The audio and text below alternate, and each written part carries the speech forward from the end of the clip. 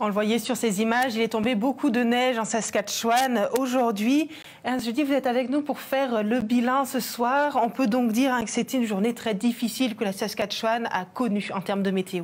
Une journée très difficile, Zoé, où des parties des autoroutes 324, 376 et 378 au nord-est de Bedford ont été fermées tôt ce matin. Le Conseil des écoles françaises a indiqué qu'il n'y a pas eu de transport rural au niveau de North Bedford. La visibilité était totalement réduite sur de nombreuses routes du sud et du centre de la Saskatchewan à cause de la poudrerie, mais aussi à cause des rafales de vent allant jusqu'à 70 km. Et des alertes de tempête hivernale sont en vigueur pour au moins 3 régions, notamment à Bedford. Selon Environnement Canada, la poudrerie pourrait continuer à créer des conditions routières dangereuses et on prévoit également que la température va chuter.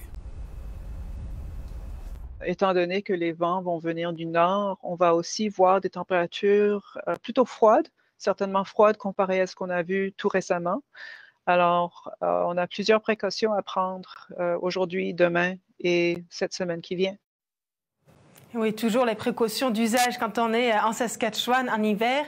Ernst, j'étais moi-même témoin du déneigement des travaux qui étaient en cours à Regina ce matin quand je suis venue au travail.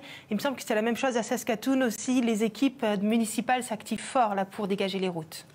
Des accumulations de neige sont attendues jusqu'à un pas de 20 cm, que ce soit à Regina, à Saskatoon et dans plusieurs régions. Environnement Canada prévoit pour Saskatoon jusqu'à 25 cm où les équipes sont à pied d'œuvre depuis la nuit et poursuivent les travaux. À Regina, l'administration municipale annonce avoir mis en service environ 35 engins, dont des sableuses et des tracteurs pour déneiger les routes principales et les arrêts de transport.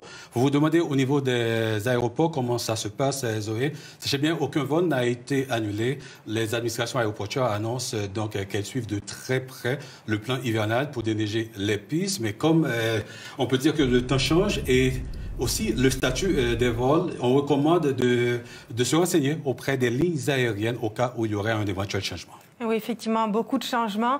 Ernst, merci beaucoup pour ce compte-rendu. Bien sûr, on va en savoir un petit peu plus avec la météo qui s'en vient dans la fin de ce téléjournal. Mais ça nous fait déjà un bon bilan de la journée. Bonne soirée. Bonne soirée.